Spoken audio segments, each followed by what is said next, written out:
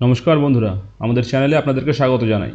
যারা চ্যানেলটিকে প্রথমবার দেখছেন তারা অবশ্যই চ্যানেলটি সাবস্ক্রাইব করে নেবেন এবং বেল আইকনটি দাবিয়ে দেবেন যাতে চ্যানেলে দেওয়া সকল ভিডিওর প্রথম নোটিফিকেশান আপনার কাছে পৌঁছে যায়। পর্যন্ত প্রাইমারি পর্ষদ নতুন রিক্রুটমেন্টের নোটিফিকেশান প্রকাশ করলো।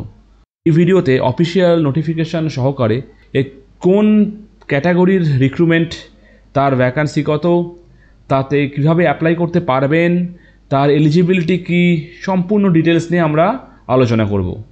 তো দেখতে পাচ্ছেন এই নোটিফিকেশানটি আজকের 15 তারিখের রিক্রুটমেন্ট নোটিফিকেশান। কিসের রিক্রুটমেন্ট এটা? Direct recruitment of special education teacher in primary school. Primary স্কুলে স্পেশাল এডুকেশান টিচার নেওয়া হবে। তো এই যে রিক্রুটমেন্ট নোটিশটা দিয়েছে, এই পোস্টের নামই হয়েছে স্পেশাল এডুকেশান টিচার। ঠিক আছে, কোয়ালিফিকেশান কি? কোয়ালিফিকেশান হচ্ছে candidate must be the citizen of India. ক্যান্ডিডেটকে আমাদের ইন্ডিয়ার সিটিজেন হতে হবে। আর ক্যান্ডিডেটের কী হতে হবে? ডিএড থাকতে হবে in special education from RCI approved institute or valid RCI CRR number. RCI approved institute থেকে তার ডিএড ইন স্পেশাল এডুকেশন থাকতে হবে, অথবা ডিএলএড যদি তার থাকে কোনো একটা আরসিআই অ্যাপ্রুভড ইকুইভ্যালেন্ট ডিএডের স্পেশাল এডুকেশনের ওপরে, তাহলেও কিন্তু সে অ্যাপ্লিকেবল। আর কি লাগবে? ক্যান্ডিডেটের অবশ্যই 6 মাসের ট্রেনিং লাগবে of teaching in cross disability area. Age requirement দেখুন, বলছে মিনিমাম 20 ইয়ার্স, ম্যাক্সিমাম 40 ইয়ার্স। 20 থেকে 40 বছরের মধ্যে আপনি অ্যাপ্লাই করতে পারবেন। অবশ্যই ফার্স্ট ডে অফ জানুয়ারি 2025, এটা নিয়ে কিন্তু এসএসসিতে বহুত ঝামেলা হয়েছিল। তো জানুয়ারি 1, 2025 ওয়াইজ আপনার বয়স 20 থেকে 40-এর মধ্যে হতে লাগবে। শিডিউল কাস্ট, শিডিউল ট্রাইব বা আদার backward classes, SC ST OBC বা পার্সন উইথ ডিসএবিলিটি, এদের জন্য অবশ্যই আপার এজের রিল্যাক্সেশন থাকছে। রিকোয়ারমেন্টে যদি আমরা আসি টেটের, তাহলে অবশ্যই এলিজিবল হওয়ার জন্য আপনাকে পরীক্ষায় বসার জন্য টেট পাস করে থাকতে লাগবে। এটা একটা mandatory eligibility.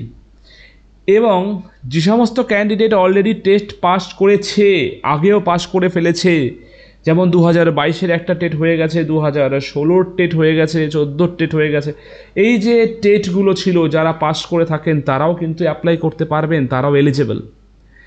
Weightage of the নাম্বারের একটু আমরা যদি ডিস্ট্রিবিউশনটা দেখি, তাহলে দেখতে পাচ্ছি টেটের জন্য 80 মার্ক গ্র্যান্টেড, আর ডেমনস্ট্রেশন ক্লাসরুম টিচিং ইন্টারভিউয়ের জন্য 20 দিয়ে টোটাল 100 মার্কের ওপরে কিন্তু আপনাদের এই মেরিট লিস্টটা ক্রিয়েট করা হবে, যেখানে আমার 80 মার্কস শুধু টেটই দিচ্ছে।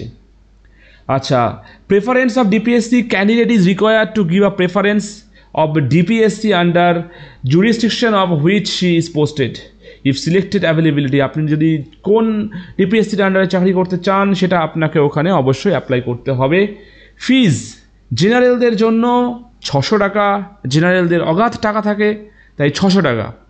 ওবিসিবি, এদেরও প্রচুর টাকা থাকে তাই এদের 500 টাকা।